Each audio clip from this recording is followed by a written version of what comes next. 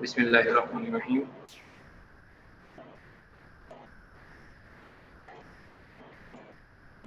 जी share हो रही है आप लोगों के साथ स्क्रीन? आज हम पढ़ेंगे जर्नल ऑर्थोपेडिक डिसऑर्डर्स, ठीक है। उसमें हमारे पास जो लेक्चर ओवरव्यू है उसमें ऑर्थोटिक्स और प्रोस्थेटिक्स के बारे में हमने पढ़ना है। प्रोस्थेसिस क्या चीज़ होती है? Prosthesis it's a device designed to replace a missing part of the body और to make a part of the body work better, ठीक है। जो प्रोस्थेसिस होते हैं वो बॉडी के किसी मिसिंग पार्ट को रिप्लेस करने के लिए यूज़ किए जाते हैं। फॉर एग्जांपल अगर किसी हार्ट के वाल्व की बात करें, अगर हार्ट वाल्व डैमेज हो गया है या मिसिंग है तो उसकी जगह पे हम हार्ट वाल्व रिप्लेस कर सकते हैं, नी जॉइंट रिप्लेस कर सकते हैं, उसके अलावा हिप जॉइंट रिप्लेस कर सकते हैं, ठीक है। किसी मिसिंग बॉडी पार्ट को रिप्लेस करना उसको प्रोस्थेसिस बोलते हैं, ठीक है। या किसी बॉडी के पार्ट का जो वर्किंग कंडीशन है उसको बेहतर बनाना। उसके बाद है orthosis. It's a device that supports और protects the function of a limb, ठीक है। ये ऑर्थोसिस जो होती है ये डिवाइस होती है, ठीक है, जो कि किसी लिम्ब के फंक्शन को करेक्ट करने के लिए या इम्प्रूव करने के लिए यूज की जाती है। A brace, a splint, or other artificial external devices serving to support the limb or spine or to prevent or assist relative movements, ठीक है। इसकी एग्जांपल्स में आ जाता है कि ब्रेस या जो स्प्लिंट हम यूज करते हैं या आर्टिफिशियल एक्सटर्नल डिवाइसेस जो हैं वो हम यूज करते हैं, वो ऑर्थोसिस की एग्जांपल्स हैं, ठीक है। क्लियर है? ऑर्थोसिस और प्रोस्थेसिस की दोनों की समझ आ गई आप लोगों को क्या क्या चीजें हैं? Yes sir. उसके बाद है specification for ideal prosthesis and orthotic, यानी कि आइडियल डिवाइस कौन सी होगी, आइडियल प्रोस्थेसिस कौन सा होगा, आइडियल ऑर्थोटिक्स कौन सा होगा, ठीक है। Function meet the users need, user के लिए जो भी उसकी डिमांड होगी यूजर की उसको पूरा करे। फॉर एग्जांपल अगर उसने नी रिप्लेसमेंट करवाई है और वो किस लिए उसने करवाई है, ताकि वो मूव कर सके, वॉक कर सके, ठीक है। Meet the users need, simple होना चाहिए, इजीली लर्नड, उसको आसानी से जो यूज़र हो वो सीख सके, डिपेंडेबल और यूज़र उसके ऊपर डिपेंड कर सके। उसके बाद एक कंफर्ट लेवल में क्या है कि fits well, easy to put on and take off, ठीक है।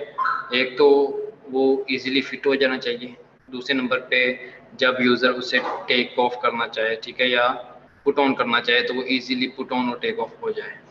लाइट वेटेड हो, ये ना हो कि यूज़र के ऊपर उसका बर्डन हो, यूज़र उससे क्या होगा, इरिटेट होगा। एडजस्टेबल हो, ठीक है। ये आइडियल जो प्रोसेसेस या ऑर्थोटिक होगा उसकी कैरेक्टरिस्टिक्स हैं। उसके बाद कॉस्मेटिक्स, कॉस्मेटिक्स में है कॉस्मेटिक पर्पस के लिए, लुक्स बेटर, ठीक है, स्मेल्स गुड, साउंड्स नॉर्मल, यानी कि अगर कोई जॉइंट रिप्लेस किया है तो उसके चलने की वजह से अगर कोई साउंड प्रोड्यूस हो रही है, अगर तो इरिटेटिंग साउंड है तो जो यूज़र होगा वो थोड़ा इरिटेट होगा। स्मेल उसकी नॉर्मल होनी चाहिए, स्मेलेबल होना चाहिए, ठीक है। लुक्स बेटर होनी चाहिए, इजीली क्लीन्ड, स्टेन रेजिस्टेंस, ठीक है, उसको आसानी से साफ सुथराई उसकी की जा सके, ठीक है, और उसके ऊपर दाग वगैरह ना लगे। ये ना हो कि चंद दिन बाद वो इतना बुरा दिखना स्टार्ट हो जाए कि यूज़र उसे यूज़ करने से रिफ्यूज़ कर दे। फैब्रिकेशन, असेंबलिंग समथिंग, ठीक है। असेंबलिंग समथिंग में इसमें क्या क्या, फास्टली असेंबल हो जाए, मॉड्यूलर हो, रैपिडली एंड वाइडली अवेलेबल, ठीक है, रेडिली एंड वाइडली अवेलेबल, आसानी से दस्तियाब हो। इकोनॉमिकल क्या है, अफोर्डेबल होना चाहिए, ठीक है, उसकी कॉस्ट इतनी होनी चाहिए, कॉस्ट इफेक्टिव होना चाहिए, यानी कि भी जितनी मुनासिब प्राइस में मिल सके। इसके अलावा इस काम के लिए जो मटेरियल्स यूज़ किए जाते हैं, मेटल्स में आगे कौन कौन सी मेटल यूज़ की जा सकती है, steel, aluminium, alloys of titanium, ठीक है। उसके अलावा और कौन सा मटेरियल यूज़ किया जाता है, plastic, thermoplastic and thermosetting plastic, ठीक है।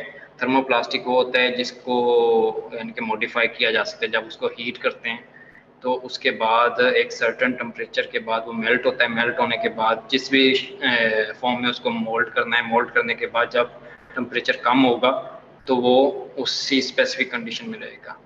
थर्मोसेटिंग प्लास्टिक है कि एक दफ़ा अगर उसको हीट किया, वो मेल्ट हो गया, मेल्ट होने के बाद उसको दोबारा हीट करने से वो अपनी जो कॉन्फ़िगरेशन है, यानी कि एक दफ़ा उसको मेल्ट करके जो भी कर दिया, ठीक है, उसके बाद जब वो दोबारा ठंडा हो जाएगा, उसके बाद उसकी शक्ल के अंदर, उसकी स्ट्रक्चर के अंदर हम चेंजिंग नहीं लेके आ सकते, ठीक है, उसको बोलते हैं थर्मोसेटिंग प्लास्टिक। उसके अलावा मटेरियल में वुड यूज़ कर सकते हैं, ठीक है, लेदर यूज़ कर सकते हैं, रबर, फैब्रिक यानी कि कपड़ा यूज़ हो सकता है, metals, steel used in prosthetic and orthotic joints, metal bands, cuffs यानी कि बैंड उससे बनाए जा सकते हैं, कफ बनाए जा सकते हैं, स्प्रिंग्स एंड बेरिंग्स। बेरिंग आप लोगों को पता है गाड़ियों में जो व्हील होते हैं ना, व्हील के दरमियान में जो घूमने वाला पोर्शन होता है उस जगह पे बेरिंग होते हैं, ठीक है, उसमें छोटी छोटी गोलियां होती हैं, उनको बेरिंग्स बोलते हैं, ठीक है। तो जो मेटल है वो बेरिंग्स बनाने में यूज़ हो सकता है और जो कि प्रोसेसेस में यूज़ होते हैं, ठीक है। उसके अलावा स्प्रिंग्स, कफ और मेटल बैंड्स।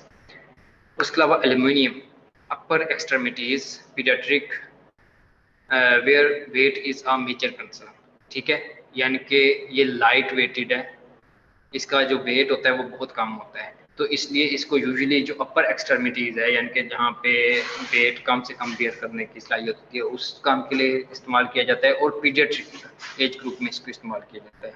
रीज़न क्या है कि इसका जो वेट होता है बहुत कम होता है, ठीक है।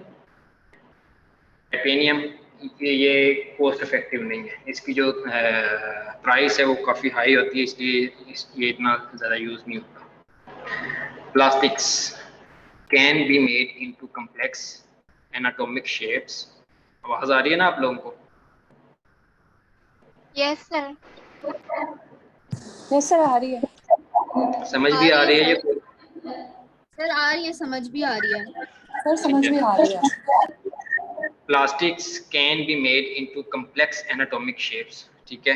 प्लास्टिक को यानी कि एक सर्टेन टेम्परेचर तक गर्म करने के बाद हम उसकी जो शेप होती है उसको मॉडिफिकेशन उसके अंदर कर सकते हैं, ठीक है, उसको मोल्ड कर सकते हैं।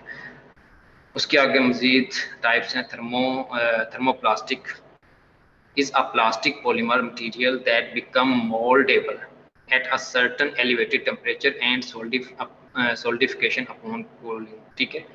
जो थर्मोप्लास्टिक होता है, ठीक है, उस ये पॉलीमर मटेरियल है जिसको जब हम हीट करते हैं, जिसका जब हम टेम्परेचर एलिवेट करते हैं, ठीक है, तो वो मोल्डेबल हो जाता है, यानी कि उसकी जो स्ट्रक्चर होती है उसके अंदर हम चेंजिंग कर सकते हैं। जिस वक्त उसका टेम्परेचर उस सर्टन लेवल से कम होगा तो वो दोबारा सोलिडिफाई हो जाएगा, वो दोबारा हार्ड फॉर्म में आ जाएगा। Is that clear? Yes sir, clear. बाद low temperature thermoplastics. Low temperature thermoplastics are the materials that are widely used to fabricate patient customized splints, braces and or sports, ठीक है। ये स्प्लिंट्स बनाने के लिए, ठीक है, ब्रेसेस और स्पोर्ट्स के लिए इनको यूज़ किया जाता है लो टेम्परेचर थर्मोप्लास्टिक्स। उसके अलावा हाई टेम्परेचर थर्मोप्लास्टिक यानी कि ये टेम्परेचर को अच्छा खासा टॉलरेट करते हैं, ठीक है, हाई टेम्परेचर थर्मोप्लास्टिक जो होते हैं। उसके बाद है thermosetting plastic. Thermosetting plastic is a polymer that irreversibly become rigid when heated. जब इसको गर्म करते हैं, ठीक है, जब इसका टेम्परेचर एलिवेट करते हैं तो एक सर्टेन टेम्परेचर के बाद ये बिल्कुल रिजिड हो जाएगा, ठीक है, अपनी जो इसकी शक्ल होगी उसके अंदर ये चेंजिंग नहीं करेगा। इसको बोलते हैं थर्मोसेटिंग प्लास्टिक, ठीक है ना। इरिवर्सिबली रिजिड हो जाता है, यानी कि इसको दोबारा जितना मर्जी गर्म करें तो ये उसी रिजिड फॉर्म में पड़ा रहेगा। उसके बाद है वुड। पहले हमने मेटल देखा, ठीक है, मेटल से कौन कौन सी चीज़ें बनाते हैं, फिर प्लास्टिक, उसके बाद वुड आ गई। मैपल, हिकॉरी, ठीक है, प्रोस्थेटिक फूटी से बनाए जा सकते हैं, basswood, willowwood, linden for prosthetic knees and shin, ठीक है ना। ये वाले जो वुड के डिफरेंट टाइप्स हैं इनको यूटिलाइज करके डिफरेंट प्रोस्थेटिक्स बनाए जा सकते हैं।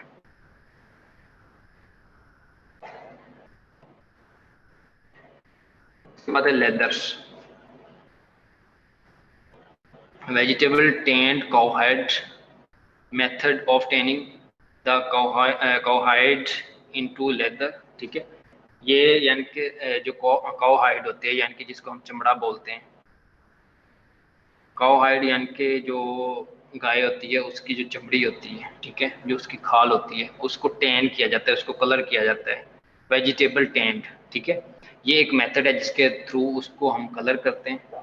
सस्पेंशन स्ट्रैप्स, सस्पेंशन स्ट्रैप्स जो होती हैं यानी कि एक्सरसाइज के लिए जिनको यूज़ किया जाता है जिम के अंदर या लोग घरों के अंदर यूज़ करते हैं, वो इससे बनाई जा सकती हैं। रिस्ट बेल्ट, वेस्ट बेल्ट इनसे बनाए जा सकते हैं। सॉकेट लाइनर्स इसके साथ बनाए जा सकते हैं, ठीक है। सॉकेट के अंदर जो लाइंस होती हैं वो इससे बनाई जा सकती हैं। Play an important role in the comfort and health for prosthetic leg use. उसके बाद है coverings for the orthosis and prosthesis, यानी कि जो प्रोस्थेसिस और ऑर्थोसिस की जो कवरिंग्स होती हैं वो लेदर से बनाई जा सकती हैं। Is that clear? Clear yes sir. Sir. बाद फैब्रिक, फैब्रिक जो कपड़ा है वूल से, कॉटन से, silk net, synthetic nylon, olefin, polyester, rayon and vinyl, यानी कि ये वाले मटेरियल यूज होते हैं फैब्रिक के लिए, ठीक है। Processes used for waist belts, straps, harness, ठीक है, socks which keep the skin dry and cushioning.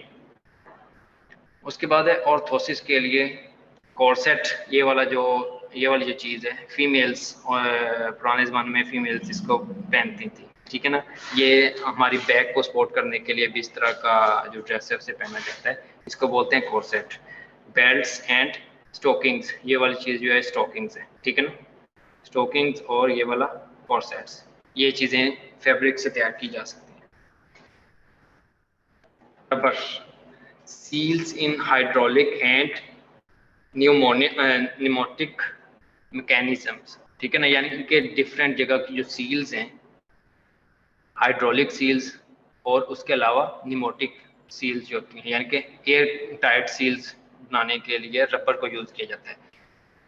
Heels, bumpers in prosthetic feet and special footwears, और उसके अलावा फुटवेयर्स रबर से बनाए जाते हैं, ठीक है।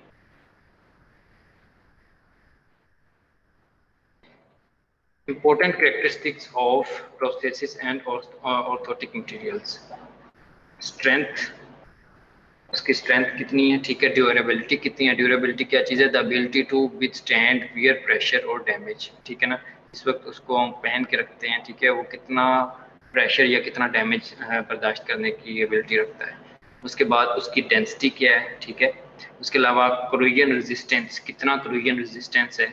Ease of fabrication, cost and availability, ठीक है, उसकी कॉस्ट कितनी है, कॉस्ट इफेक्टिव है या ज़्यादा कॉस्टली है, चीपर है या उसके अलावा अवेलेबिलिटी इजीली अवेलेबल है या नहीं है, ठीक है। ऑर्थोसिस फंक्शन, फंक्शंस ऑर्थोसिस की क्या है, प्रिवेंट्स डिफॉर्मिटी, ठीक है।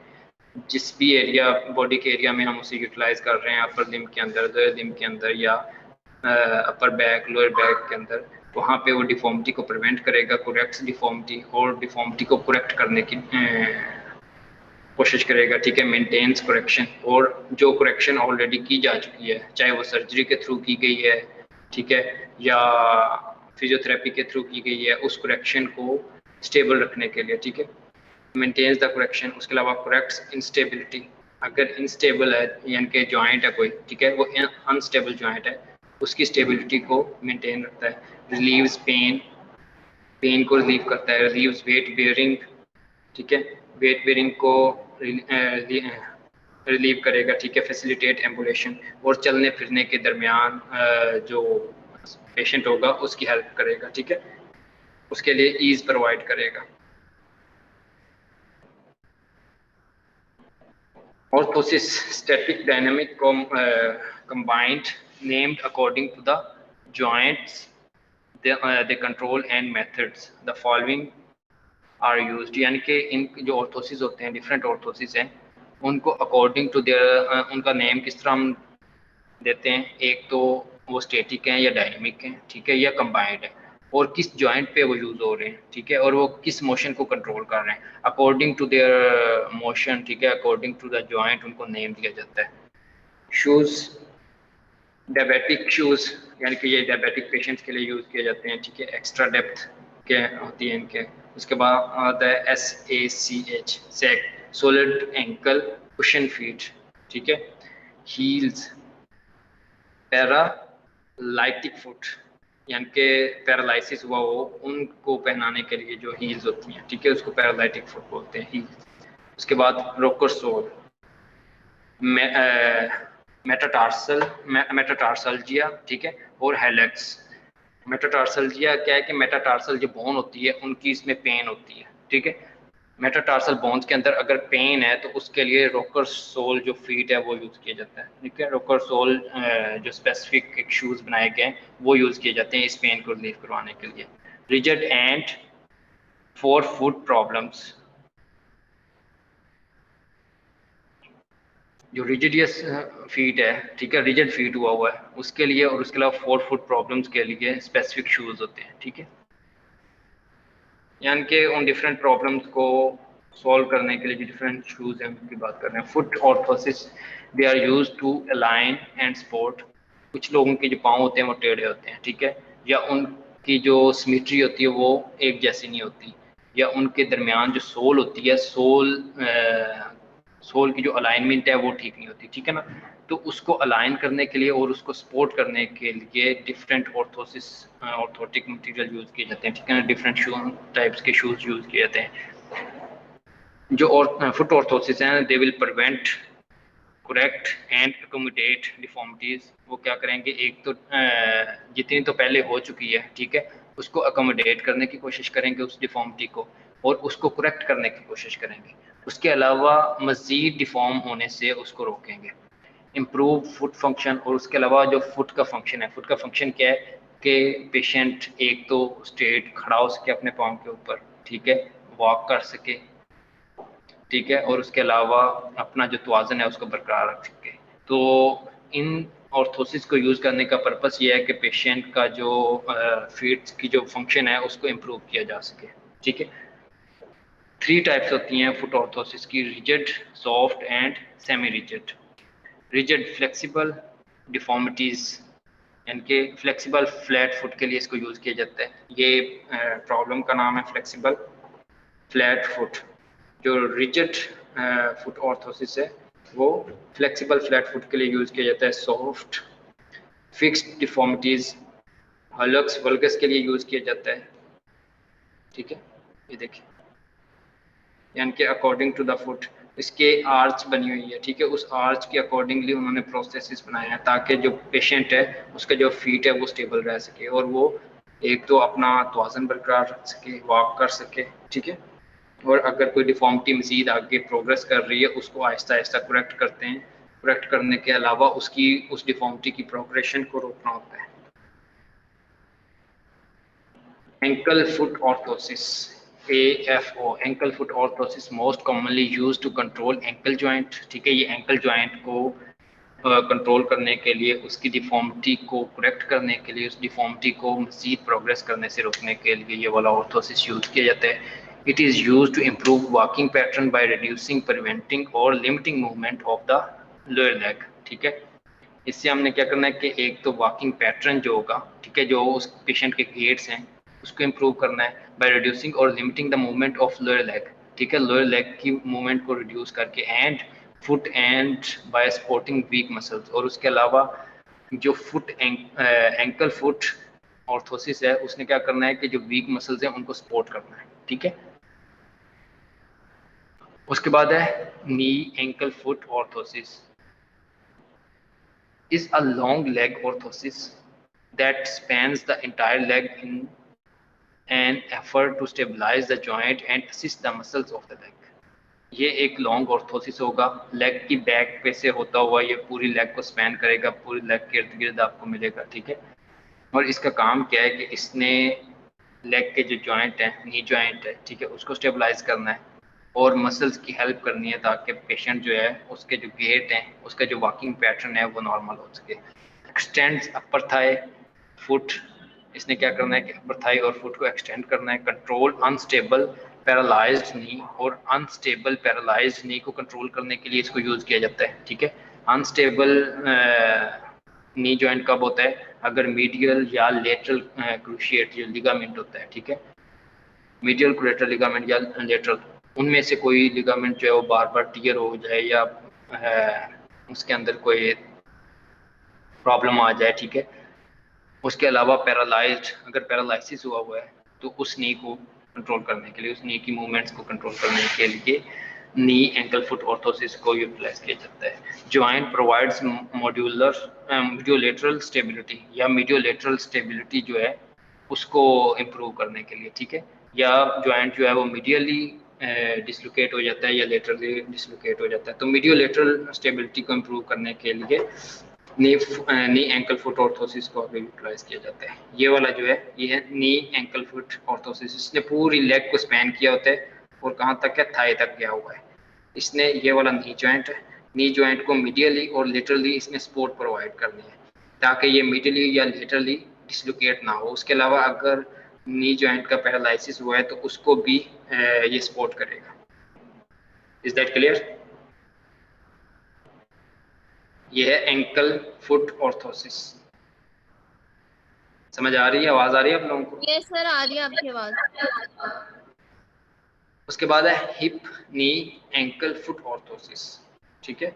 इसने क्या करना है, provides hip and pelvic stability, hip और पेल्विक को स्टेबल रखने के लिए यूटिलाइज किया जाता है। रेयरली यूज किया जाता है, used in children with upper lumbar myelomeningocele, ठीक है। ये उन चिल्ड्रंस में यूज किया जाता है जिनमें अपर लंबर में माइलोमलिंगोसिल यानी कि स्पाइनल कॉर्ड की एक डिफॉर्मिटी है, अगर वो हो तो उन बच्चों के अंदर पेल्विक स्टेबिलिटी को हिप और पेल्विक स्टेबिलिटी को मेंटेन रखने के लिए हिप नी एंकल फुट ऑर्थोसिस को यूटिलाइज किया जाता है। एल्बो ऑर्थोसिस, हिंग एल्बो ऑर्थोसिस, लिगामेंट इंस्टेबिलिटी, ठीक है। इसको किस काम के लिए, हिंग एल्बो ऑर्थोसिस को यूटिलाइज किया जाता है अगर एल्बो जॉइंट के लिगामेंट की इंस्टेबिलिटी हो, एल्बो जॉइंट के लिगामेंट में अगर प्रॉब्लम हो, ठीक है, उसमें हिंग एल्बो ऑर्थोसिस यूज किया जाता है। उसके बाद है डायनामिक स्प्रिंग लोडेड ऑर्थोसिस, इसके अंदर स्प्रिंग होता है, ठीक है। ये किस काम के लिए यूटिलाइज किया जाता है, for flexion extension and contracture, flexion extension और कॉन्ट्रैक्चर के लिए इसको यूटिलाइज किया जाता है। ये देखिए, ठीक है। उसके बाद है wrist hand orthosis. Wrist hand orthosis में क्या है, used for post op care after injury, reconstructive surgery, static और डायनामिक, यानी कि ऑपरेशन के बाद जो इंजर्ड हैंड है यानी कि जिसकी सर्जरी हुई है या किसी वजह से हैंड की इंजरी हुई है, ठीक है, या हैंड को स्टैटिक रखना है या उसको एक स्पेसिफिक मूवमेंट उसकी करवानी है, तो उस काम के लिए रिस्ट हैंड ऑर्थोसिस यूज किया जाता है, ठीक है। रिस्ट के ऊपर अगर कोई सर्जरी हुई है, ठीक है, या रिस्ट के ऊपर कोई चोट लगी है और उसकी मूवमेंट्स को रिस्ट्रिक्ट करना है एक सर्टन लेवल तक, या हैंड की मूवमेंट को बिल्कुल रोकना है या एक सर्टन लेवल तक उसको अलाउ करना है, तो उसके लिए रिस्ट हैंड ऑर्थोसिस यूज किया जाता है। अपोनेंट स्प्लिंट, यानी कि जो इंडेक्स फिंगर है और थंब है उसके उनको आगे स्प्लिंट करना है, ठीक है। प्री पोजिशनिंग थंब और थंब की स्पेसिफिक पोजीशन करनी है, यानी कि ये दो जो फिंगर्स हैं ना, एक इंडेक्स फिंगर और थंब, ये आपस में जब मिलते हैं तो इनको अपोनेंट्स बोलते हैं, ठीक है। इन दोनों को अगर स्प्लिंट लगाना है तो उसके लिए भी रिस्ट हैंड ऑर्थोसिस यूटिलाइज किया जाता है। फिंगर स्प्लिंट के लिए जी जी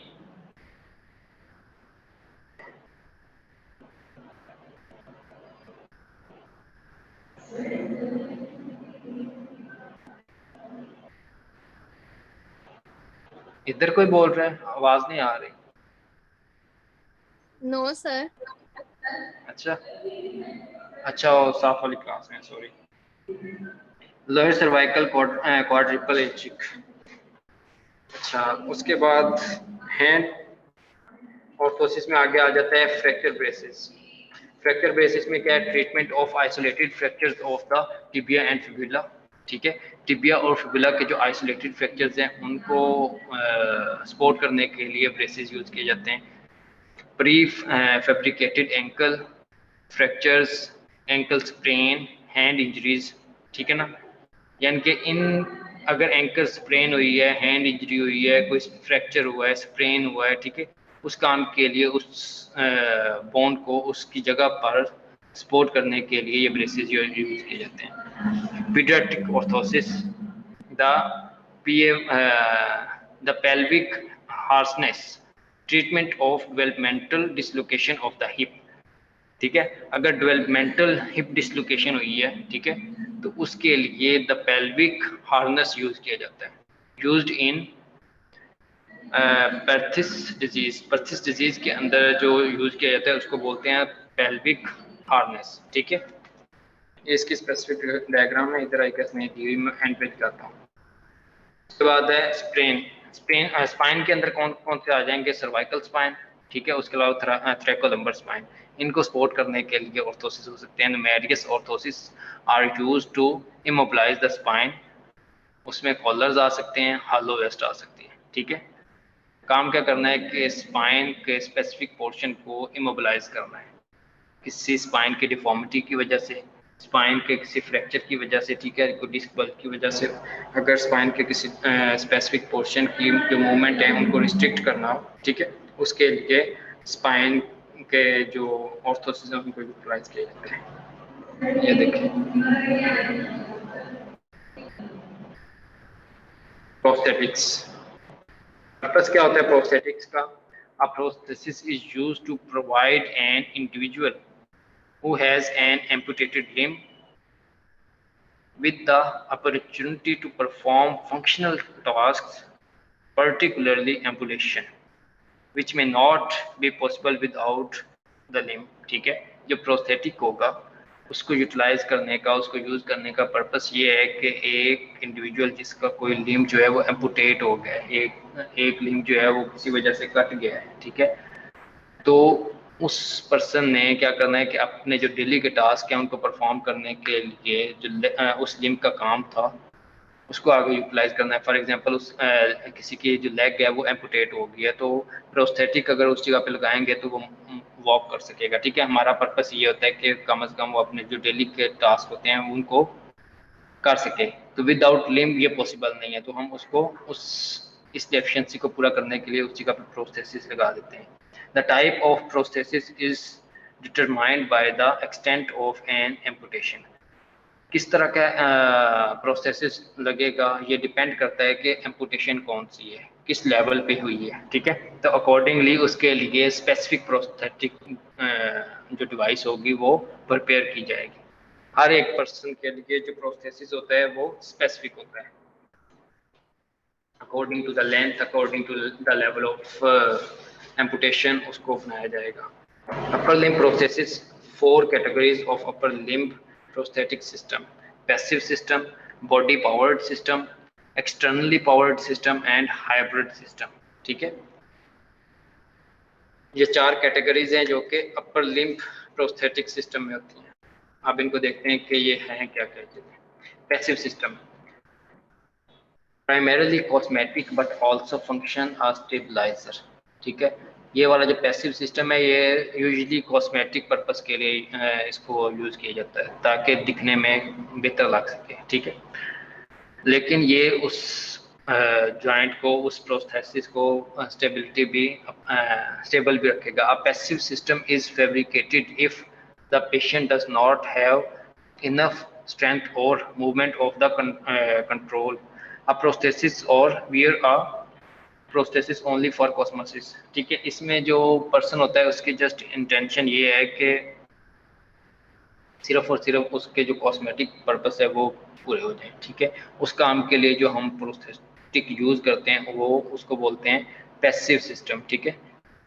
बॉडी पावर्ड सिस्टम में प्रोसेसेस जो होता है उसमें कहते हैं use the patients on residual limb, इसमें जो पेशेंट का अपना ही रेजिडुअल लिम्ब होता है, यानी कि लेवल ऑफ एम्पुटेशन के बाद जो लिम्ब बच गया हुआ है उसी को यूटिलाइज किया जाता है, उसी के मसल्स को यूटिलाइज करने के बाद लिम्ब और body strength and ROM to control the prosthesis, उसी लिम्ब को यूटिलाइज करके प्रोस्थेसिस को कंट्रोल किया जाएगा, प्रोस्थेसिस की जो मूवमेंट है उनको कंट्रोल किया जाएगा। This includes powering the basic function of the terminal device, opening and closing by elbow and shoulder joint immobilisation, shoulder joint की मोबिलाइजेशन की वजह से, शोल्डर जॉइंट के मूवमेंट की वजह से, एल्बो जॉइंट के ओपन और क्लोज होने की वजह से वो जो प्रोस्थेटिक डिवाइस है वो उसके अकॉर्डिंगली काम करेगी। ठीक है, इसके लिए पेशेंट को सबसे पहले स्पेशल ट्रेनिंग दी जाती है कि इस तरह मूवमेंट करोगे तो ये आगे से ये काम करेगा, इस तरह मूवमेंट करोगे तो ये काम करेगा। ठीक है,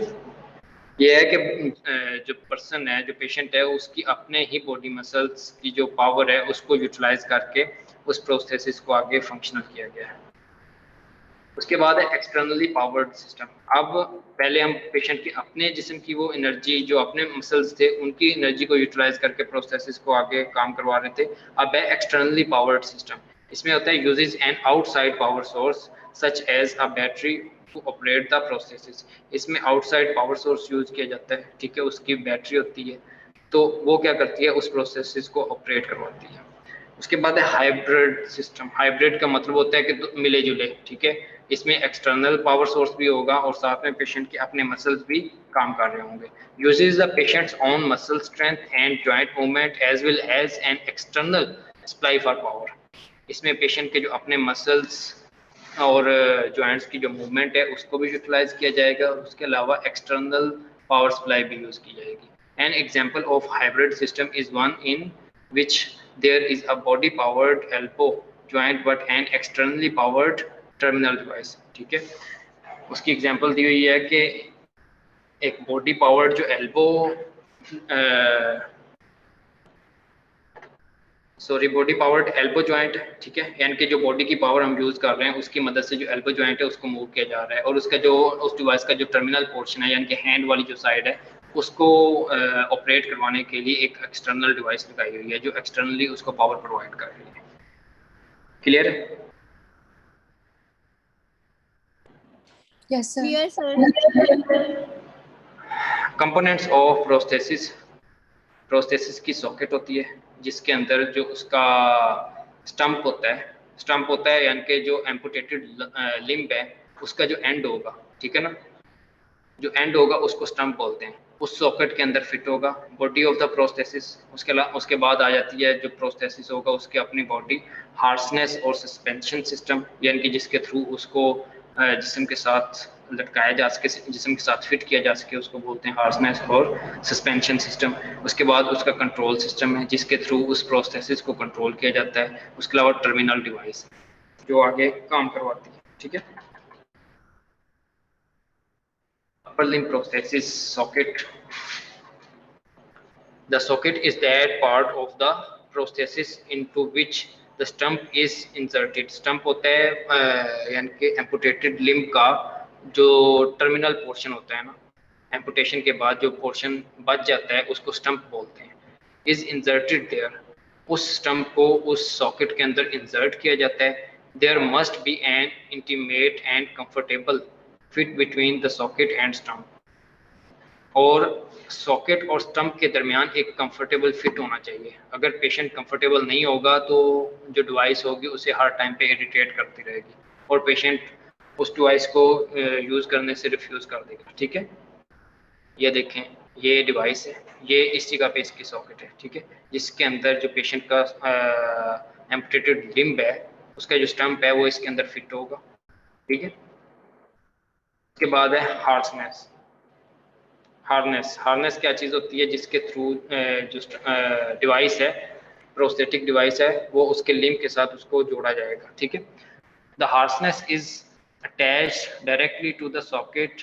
इट्स फंक्शन इज टू, उसके फंक्शंस क्या होंगे, provide the stable support of the prosthesis को स्टेबल सपोर्ट प्रोवाइड करेगा, to provide attachment for control cables, और कंट्रोल केबल्स के लिए अटैचमेंट प्रोवाइड करेगा, यानी कि वो केबल्स जब हम लिम्ब के जो डिफरेंट जॉइंट्स हैं उनको मूव करेंगे और उनकी मदद से जो प्रोस्थेटिक डिवाइस है वो आगे काम करेगी। ठीक है, वो वाली केबल्स को अटैचमेंट प्रोवाइड करेगा to help controlling terminal device and और the elbow unit through control cables. Example, figure of 8 harness. ये वाली जो फिगर ऑफ 8 आपको नजर आ रही है इसकी मदद से उसको बाजू के साथ फिक्स किया जाएगा। ठीक है, उस एम्पुटेटेड लिम्ब के साथ फिक्स किया जाएगा, ठीक है। इसके साथ केबल्स लगी होती हैं, इसके साथ वो उस एम्पुटेटेड लिम्ब के साथ उसको फिक्स करवाएगा, ठीक है। और इसकी मदद से जो पेशेंट है वो अपने उसके जो जॉइंट्स मूव कर रहे हैं उस फोर्स को आगे डिवाइस के थ्रू आगे टर्मिनल पोर्शन तक उस प्रोसेसेस को कंट्रोल करने के लिए उसको यूटिलाइज कर सकते हैं। Upper limb processes power, body powered processes, cable controlled, externally powered processes, electrically powered, ठीक है। जो बॉडी पावर्ड है उसमें यानी कि जिसमें हमारी बॉडी की अपनी मूवमेंट्स हो रही होती हैं, एल्बो जॉइंट की मूवमेंट, शोल्डर जॉइंट की मूवमेंट, ठीक है। शोल्डर जॉइंट के राइट और लेफ्ट मूवमेंट की वजह से जो प्रोस्थेटिक है वो काम कर रहा है, उसमें केबल्स होती हैं जो कि उसकी उस प्रोस्थेसिस की मूवमेंट्स को कंट्रोल कर रही होती हैं। उसके अलावा जो एक्सटर्नली पावर्ड प्रोस्थेसिस होता है उसमें इलेक्ट्रिकली पावर्ड होते हैं, उसके अंदर इलेक्ट्रिकल एक डिवाइस लगी होती है जो कि उसको कंट्रोल कर रही होती है। उसके बाद है मायो इलेक्ट्रिक प्रोसेसेस, यानी कि जो हाइब्रिड होता है। मायो का मतलब होता है मसल, इलेक्ट्रिक का मतलब होता है इलेक्ट्रिसिटी, ठीक है। इसमें दोनों चीजें काम कर रही हैं। Switch control processes, body powered processes use force generated by body movement transmitted through cables to operate joint and terminal device, ठीक है। इसमें जब बॉडी का वो स्पेसिफिक पोर्शन है जब वो मूव करेगा तो उसकी जो फोर्स होगी, ठीक है, वो केबल्स के थ्रू उसके टर्मिनल डिवाइस तक पहुंचेगी और वो उसको ऑपरेट करने में हेल्प आउट करेगी। Body powered processes are more durable and are less expensive and lighter than myoelectric processes, ठीक है। जो बॉडी पावर्ड प्रोसेसेस है वो एक तो वो चीपर है, ठीक है, और उसके अलावा लाइट वेटेड है, ठीक है।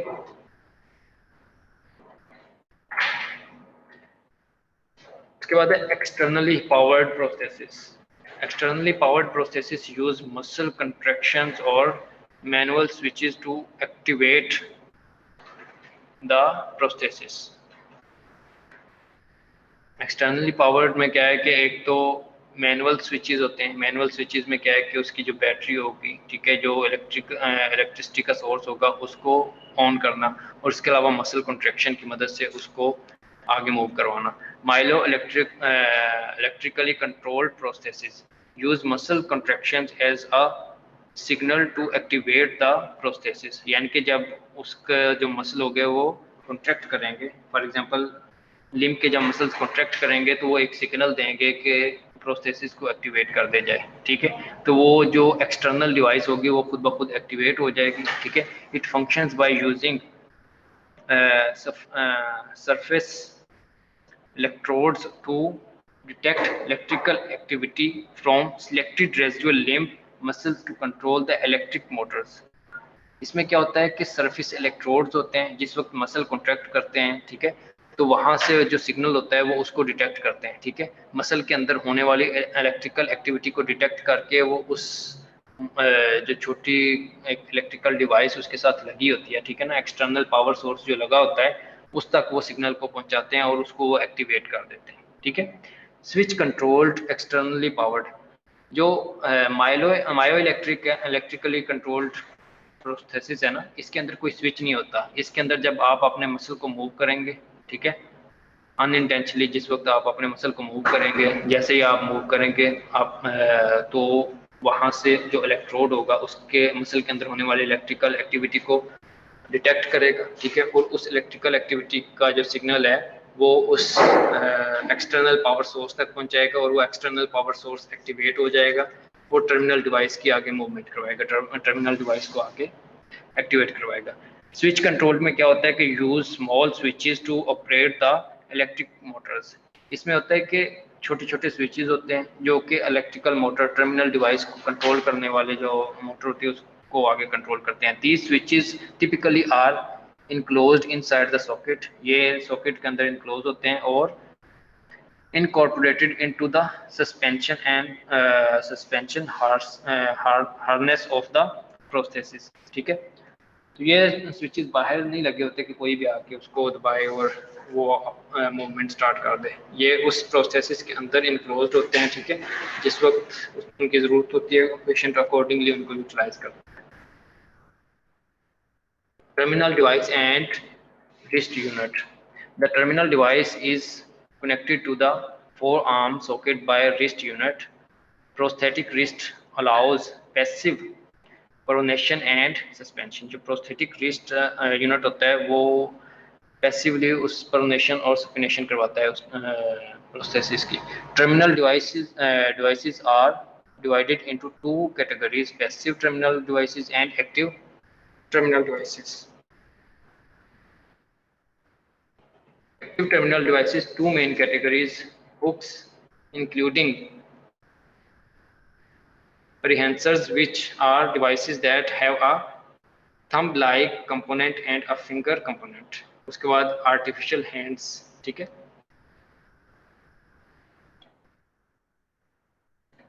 Passive terminal device में क्या होता है कि designed primarily for function and those that provide cosmesis, यानी कि इसमें कॉस्मेटिक पर्पस के लिए इसको यूटिलाइज किया जाता है, ठीक है, और इसका इतना ज़्यादा फंक्शन नहीं होता। एग्जांपल क्या है, बेबी मेट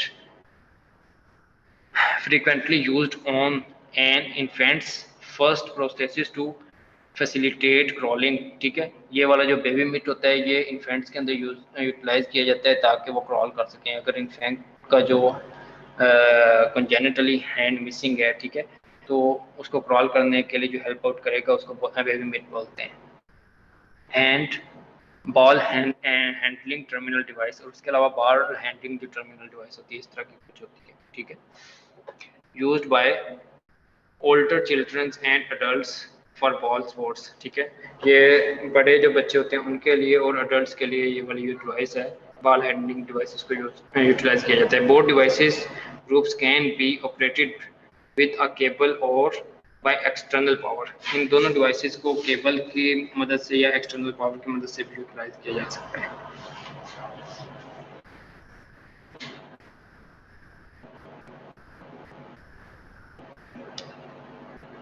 उसके बाद लोअर लिम्ब प्रोस्थेसिस, पेरिप्रेटरी, जिनको हम टेम्परेरी प्रोस्थेसिस बोलते हैं, उसके अलावा डेफिनेटिव या परमानेंट। पेरिप्रेटरी होते हैं कि जब हम किसी पेशेंट को वो प्रोस्थेसिस के ऊपर डालने की कोशिश करते हैं, ठीक है, किसी का लिम्ब एम्पुटेशन हुई है, लिम्ब एम्पुटेशन के फॉर एग्जांपल 4 महीने या 6 महीने बाद उसको हम प्रोस्थेसिस के ऊपर हमने उसको लेके जाना है, तो स्टार्ट में हम उसके ऊपर जो पेरिप्रेटरी होते हैं ना, यानी कि उसकी प्रिपरेशन करने के लिए जो प्रोसेस होते हैं वो यूज़ करते हैं।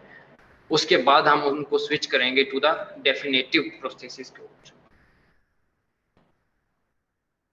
Preparatory or temporary prosthesis.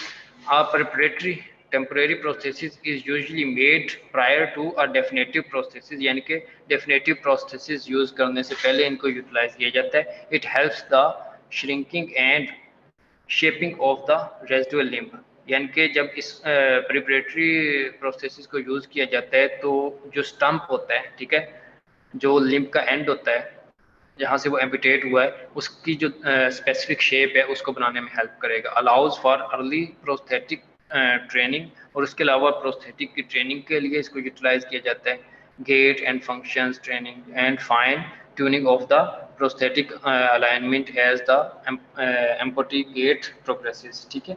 इसमें क्या है कि इसको एक तो हम उसके स्टम्प के श्रिंकेज के लिए यूज़ करते हैं, ठीक है, उसके अलावा स्टार्ट वाली जो ट्रेनिंग होती है प्रोस्थेसिस की उस ट्रेनिंग के लिए इसको यूज़ करते हैं। Usually used for 3 to 6 month of post surgery, यानी कि सर्जरी के 3 से 6 महीने बाद इसको यूटिलाइज करना स्टार्ट किया जाता है। Until maximal stump shrinkage has been achieved, यानी कि during the use of preparatory processes जो मैक्सिमम श्रिंकेज होती है ना, जो स्टम्प का जो टर्मिनल पोर्शन होता है लिम्ब का, उसकी मैक्सिमम श्रिंकेज हो जाती है। उसका जो साइज़ होता है मैक्सिमम जितना हो सकता है उतना श्रिंक हो चुका होता है, ठीक है। जब वो अपने फाइनल साइज तक पहुंच जाता है, फिर अकॉर्डिंग टू द साइज हम उसकी जो डेफिनेटिव प्रोसेसेस होगी उसको हम प्रिपेयर करेंगे। डेफिनेटिव प्रोसेसेस में क्या है, when shaping and shrinkage process has ended, residual limb volume has stabilized और जो रेजिडुअल वॉल्यूम है वो अब स्टेबलाइज हो चुका है, यानी कि जितना उसने श्रिंक होना था, जितनी उसके अंदर मॉडिफिकेशन होनी थी उसकी शेप के अंदर, ठीक है, उसके साइज के अंदर, वो हो चुकी हैं। अ डेफिनेटिव और परमानेंट प्रोसेसेस इज मेड। तो फिर according to the shape size एक डेफिनेटिव जो प्रोसेसेस होता है उसको बनाया जाता है। It can be applied after 3 to 9 months of post operative, ठीक है। ये वाला जो डेफिनेटिव प्रोसेसेस होता है ये 3 से 9 महीने बाद इसको अप्लाई किया जाता है। Life span of 3 to 5 years। Definitive processes 3 से 5 साल तक चलता है, ठीक है। उसके बाद फिर अकॉर्डिंग टू द, क्योंकि 3 से 5 साल के अंदर जो स्टम्प होगा उसके अंदर मजीद चेंजिंग आ जाएगी, उसका जो साइज होगा छोटा हो जाएगा, ठीक है। फिर अकॉर्डिंग टू द साइज एक नया स्टैम्प, एक नया जो प्रोसेस है ना, डेफिनेटिव प्रोसेस, उसको बनाना पड़ेगा। Changes are needed when there is residual limb atrophy, यानी कि जो रेजिडुअल लिम्फ होगा उसकी एट्रोफी हो जाएगी, वेट गेन और लॉस, या उस पेशेंट का या तो वेट गेन कर ले या वेट लॉस हो जाए, उसके अकॉर्डिंगली जो स्टम्प होगा उसको बनाना पड़ेगा। And excessive wear after prosthesis, और प्रोस्थेसिस का एक्सेसिव वियर होने की वजह से उसको यानी कि 3 से 5 साल बाद उसको चेंज करना पड़ेगा। चेंज करने की रीजंस हैं कि जो लिम्ब होगा उसकी ट्रॉफी हो जाएगी, वेट गेन या वेट लॉस हो सकता है, यानी कि पेशेंट का वेट ज़्यादा या कम हो सकता है, या जो प्रोसेस है उसके एक्सेसिव यूज़ की वजह से वो डैमेज हो सकता है। तो इसलिए 3 से 5 साल बाद उसको चेंज करना है। उसके बाद है इसकी सॉकेट कैसे बनाते हैं, यानी कि कैसे according to the patients limb उसको फिट करेंगे। The socket is typically custom made for the user, यानी कि ये यूजर के लिए बिल्कुल स्पेसिफिक बनाई जाती है according to your user limb. The socket is constructed using a cast of residual limb. इसमें हम जो रेजिडुअल लिम्ब होगा उसी की शेप को यूज करते हुए उसका सॉकेट बनाएंगे। The residual limb shape can also be recorded via manual measurements or by digital measurements that track the outer shape of the limb, ठीक है। इसकी जो शेप है उसकी मैनुअली उसको रिकॉर्ड कर सकते हैं, मेजरमेंट्स के थ्रू रिकॉर्ड कर सकते हैं, या डिजिटल मेजरिंग कर सकते हैं। This shape is then used to create the socket interface. ये वाला जो हम मेजरमेंट्स लेते हैं, ठीक है, उस मेजरमेंट्स को यूटिलाइज करते हुए हम सॉकेट बनाएंगे according to the measurements of the patient. उसके अलावा the prosthesis notes the individual characteristic of stump and make a cast of residual limb with plaster of Paris, यानी कि उसके लिम्ब के इर्द गिर्द प्लास्टर ऑफ पेरिस लगाएंगे, ठीक है। जब वो खुश्क हो जाएगा उसको अलहदा करेंगे, उसके अंदर दोबारा फिर से हम प्लास्टर ऑफ पेरिस डालेंगे, ठीक है। Residual limb with plaster of Paris and later the mould is filled with plaster of Paris powder and positive module is made, ठीक है। यानी कि पहले लिम्ब के इर्द गिर्द प्लास्टर ऑफ पेरिस लगाएंगे, ठीक है, और उसको कुछ अरसे तक उसी तरह रहने देंगे, तो वो लिम्ब की शेप जो होगी उसके अंदर छप जाएगी, ठीक है।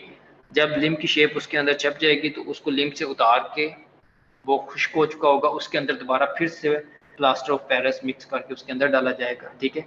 वो प्लास्टर ऑफ पेरिस जिस तरह का लिम्ब होगा बिल्कुल उसी शेप में बन जाएगा, ठीक है। उसको निकाल के according to the shape of that जो डेफिनेटिव प्रोसेस होगा उसको प्रिपेयर किया जाएगा। Is that clear?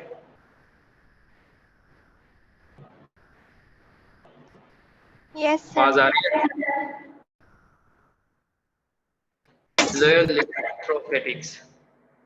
Suspension is the method by which the prosthesis is held onto the person's residual limb. Example pelvic belt, supracondylar cuff, ठीक है। जो suspension होती है यानी कि इसकी मदद से जो प्रोस्थेटिक लिम्ब होगा उसको पेशेंट की बॉडी के साथ हेल्ड करके रखा जाता है, पेशेंट की बॉडी के साथ जोड़ के रखा जाता है। एग्जाम्पल लोअर लिम्ब की है कि पेल्विक बेल्ट हो सकता है या सुप्राकॉन्डाइलर कफ हो सकता है। उसके बाद है body of the process. The prosthetic socket is connected to the remaining component in two ways, exoskeletal construction and endoskeletal construction, यानी कि जो इसकी बॉडी होगी उसको सॉकेट के साथ किस तरह अटैच किया जा सकता है, या तो एक्सोस्केलेटल कंस्ट्रक्शन के थ्रू या एंडोस्केलेटल कंस्ट्रक्शन के थ्रू। उसके बाद है prosthetic feet. The prosthetic feet are made out of many different material. जो प्रोस्थेटिक फीट होते हैं वो डिफरेंट मटेरियल से बनाए जाते हैं, including wood, plastic foam and carbon fibre. Examples SACH solid ankle cushion feet, cushion heel, ठीक है ना।